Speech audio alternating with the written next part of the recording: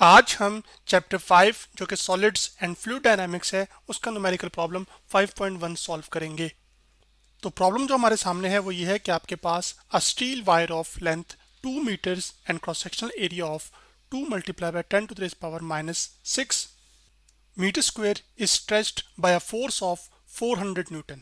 If the Young modulus of steel is 2 raised to 2 multiplied by 10 to the raised power 11 Newton meter square, calculate the extension of the wire. यानी कि हमारे पास एक steel की wire है, जैसे कि आप इस तस्वीर में देख सकते हैं कि ये एक स्टील की वायर है मान लीजिए, और उसकी जो लंबाई है वो 2 मीटर है, जबकि इसका जो क्रॉस सेक्शनल एरिया है ये वाला वो 2 multiply by 10 to the power minus 6 metre square है। अब आप क्या करते हैं कि इसके ऊपर 400 न्यूटन फोर्स लगाते हैं, जबकि स्टील का जो यंग मॉडुलस है जो कि हमें ये बताता है कि कोई मटेरियल कितना स्टिफ है या फिर हमारे पास सॉफ्ट है। तो स्टील के लिए वो value 2 multiply by 10 to the power 11 newton metre square है। तो आपने ये बताना है कि इस वायर के अंदर या स्टील की तार के अंदर कितनी एक्सटेंशन पैदा हुई होगी, यानी कि उसकी लेंथ में कितना इंक्रीज आएगा। जैसे कि यहाँ से यहाँ तक जो है वो लेंथ में इंक्रीज आया है। तो चलें अब हम अपना गिवन जो डाटा है उसको लिख भी लेते हैं यहाँ पर। तो हमारे पास जो लेंथ ऑफ वायर है जिसको हम एल से रिप्रेजेंट कर रहे हैं वो हमारे पास कितनी है, वो 2 मीटर स्क्वायर है, जो कि मैं यहाँ पे लिख देता हूँ, सॉरी 2 मीटर है। तो एल आपके पास इक्वल टू आ गया 2 मीटर। उसके बाद हमें इसका जो क्रॉस सेक्शनल एरिया है ये वाला ये दिया गया है। तो लेंथ की तो वैल्यू हमें पता लग गई, यहाँ से लेकर ये क्या है हमारे पास इस स्टील की वायर की क्या है लेंथ है, और वो वैल्यू हमें मालूम हो चुकी। अब हमने इसका एरिया बताना है जो कि हम कैपिटल ए से रिप्रेजेंट करेंगे। तो जो एरिया ऑफ वायर है उसको मैं यहाँ पे लिखूंगा इक्वल टू अब आपके पास, और कैपिटल ए से हम उसको रिप्रेजेंट करेंगे जो कि बराबर है हमारे पास 2 multiply by 10 to the raise power minus 6 metre square, जो कि मैंने यहाँ पर लिख भी दिया है आपके लिए -6 और साथ आ जाएगा मीटर स्क्वायर। उसके बाद जो फोर्स इस पर लगती है या लगाई जाती है ताकि इसकी जो लेंथ है उसमें इंक्रीज लाया जा सके, वो आपके पास फोर्स कितनी है, वो आपके पास वो हमारे पास 400 न्यूटन है। तो फोर्स को हम सिंबल एफ के साथ रिप्रेजेंट करते हैं, जैसे मैंने यहाँ पे लिख दिया एफ, और साथ हम लिख लेंगे इक्वल टू 400 न्यूटन, जबकि यहाँ पे न्यूटन क्या है फोर्स का यूनिट। जबकि जो स्टील वायर है उसका जो यंग मॉडुलस है जो कि हमें दिया गया है वो उसको हम रिप्रेजेंट करते हैं सिंबल कैपिटल वाई के साथ, जो कि मैं यहाँ पर आपके सामने कर रहा हूँ। और वो जो कैपिटल वाई यानी कि यंग मॉडुलस है उसकी वैल्यू यहाँ पर 2 multiply by 10 to the raise power 11 newton metre square है, न्यूटन मीटर स्क्वायर, जो कि मैंने यहाँ पे लिख दी है आपके लिए, सॉरी न्यूटन पर मीटर स्क्वायर है। तो यहाँ पे एक साइन माइनस का भी आएगा जो कि टाइपो एरर है, तो मैंने इसको यहाँ पे करेक्ट कर दिया है, और मैं यहाँ पर भी इसको -2 कर देता हूँ। अब हमने ये बताना है कि जो हमारी वायर है उसकी जो लेंथ में इंक्रीज आया है वो बताना है। तो यानी कि जो एक्सटेंशन है वो हमने बतानी है। तो अगर ओरिजिनल लेंथ ये है तो यहाँ से लेकर यहाँ तक जो लेंथ में तब्दीली आई होगी उसको हम कह लेते हैं कि वो हमारे पास डेल्टा एल है, और डेल्टा एल हम कह लेंगे कि आपके पास ये डेल्टा एल है। तो जो डेल्टा एल है यानी कि जो चेंज इन लेंथ है वो आपके पास क्या होगा, वो आपके पास होगा फाइनल लेंथ जो कि यहाँ से लेकर यहाँ तक होगी, और उसको हम एल नॉट कह लेते हैं यहाँ पर। तो जो एल नॉट में से हमने क्या करना है माइनस कर देंगे ओरिजिनल लेंथ को, तो हमारे पास लेंथ का चेंज आ जाएगा। तो यहाँ पर जो एक्सटेंशन ऑफ वायर है वो हमने क्या करनी है वो मालूम करनी है, और यहाँ पर एक्सटेंशन यही है जो आपके पास आई है जिसको हम किससे रिप्रेजेंट करें डेल्टा एल के साथ। तो हमने डेल्टा एल ही एक्चुअली क्या करना है मालूम करना है। तो अब आपके पास ये सारा गिवन डाटा हमारे पास हमारे प्रॉब्लम का आ चुका है। अब हमने क्या करना है कि सिर्फ यंग मॉडुलस का जो फॉर्मूला है उसका इस्तेमाल करके तमाम जो बाकी चीज़ें हैं जो कि एक्सटेंशन ऑफ वायर है या लेंथ स्टील वायर की एक्सटेंशन है उसको कैलकुलेट कर लेंगे। तो जो यंग मॉडुलस होता है हमारे पास वो बराबर होता है आपके पास स्ट्रेस ओवर स्ट्रेन के। तो यानी कि कितना स्ट्रेस लगा, स्ट्रेस क्या है कि आपके पास restoring force per unit area, तो यहाँ पर मैं स्ट्रेस लिखूंगा डिवाइडेड बाय स्ट्रेन, यानी कि जो चेंज इन लेंथ है ओरिजिनल लेंथ के लिहाज से उसको हम स्ट्रेन कहते हैं। तो यहाँ पर ये जो स्ट्रेन है ये टेंसाइल स्ट्रेन है क्योंकि लेंथ में आ रहा है। तो इस वजह से चलें इसको मैं पूरा लिख लेता हूँ टेंसाइल स्ट्रेन।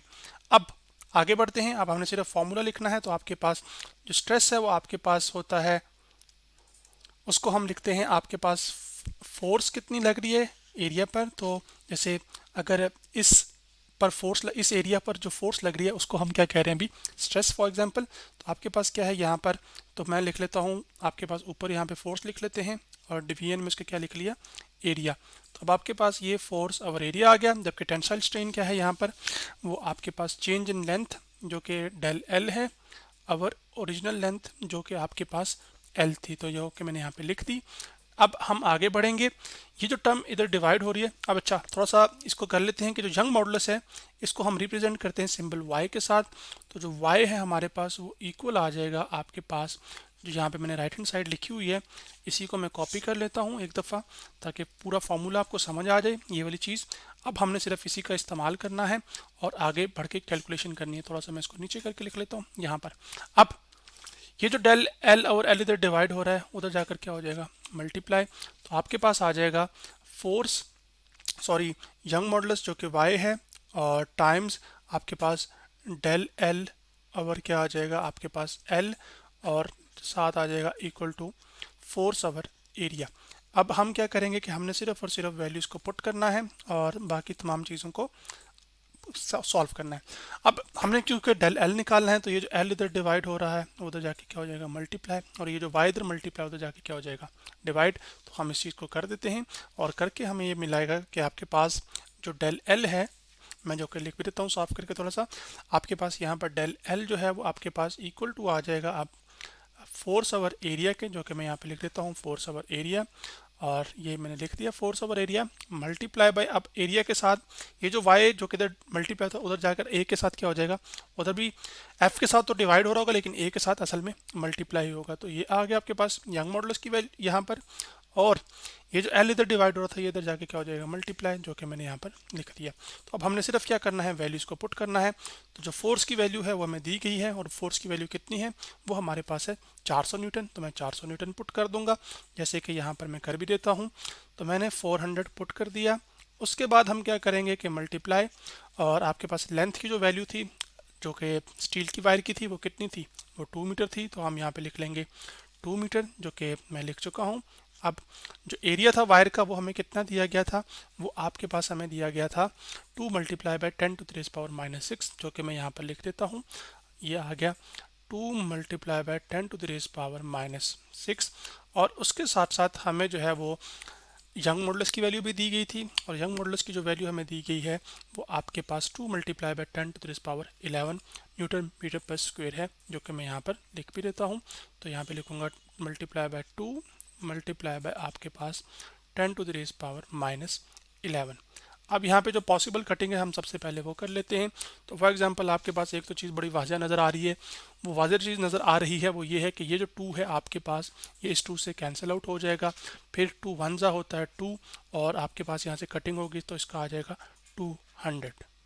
अब हम आगे बढ़ते हैं। यहाँ पे एक छोटी सी जो मैं करेक्शन करना चाहता हूँ वो ये है कि यंग मॉडुलस का ये जो साइन था नहीं पॉजिटिव था, पावर आपके पास 10 to the raise power positive 11 थी, जो कि 2 multiply by 10 to the power क्या थी, 11।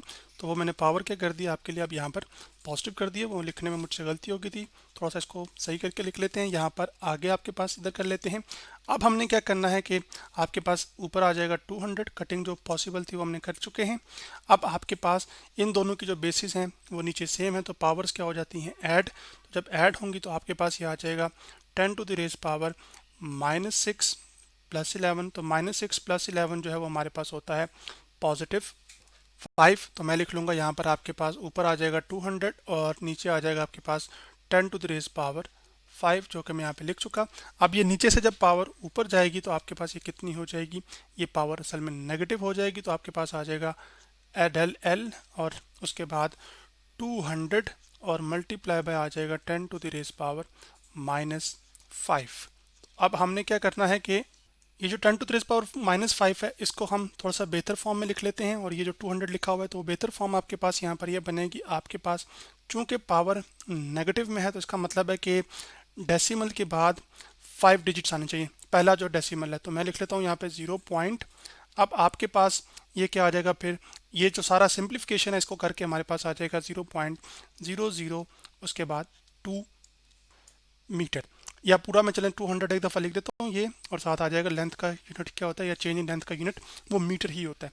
अब ये असल में क्या है कि आपके पास 10 टू द पावर -5 है, तो ये -5 क्यों है कि अगर फॉर एग्जांपल डेसिमल यहाँ पर है ना 200 का, तो अब आपने इसको ख़त्म करना है अगर -5 की पावर को, तो आपको 5 डेसिमल प्लेसेस क्या करना पड़ेगा, फिर पीछे जाना पड़ेगा ना लेफ्ट साइड पे। तो 3 तो यहाँ तक बन जाती हैं, फिर 2 ज़ीरोज़ आप एक्स्ट्रा लगाएंगे और उसके बाद यहाँ पे डेसी मान आ जाएगा।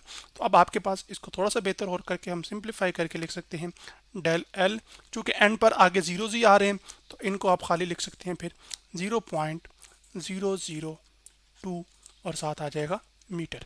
तो ये हमारे पास जो एक्सटेंशन पैदा हुई होगी जो कि मैंने बताई थी डेल एल है, वो हमने कैलकुलेट कर ली एक वायर के लिए जब उसे का हमें यंग मॉडुलस, उसकी लेंथ और उसका क्रॉस सेक्शनल एरिया और उस पर जो लगने वाली फोर्स है वो दी गई हो। तो आज हमने ग्रेड 11 का जो चैप्टर 5 है सॉलिड्स एंड फ्लूइड डायनामिक्स, उसका न्यूमेरिकल प्रॉब्लम 5.1 सॉल्व किया।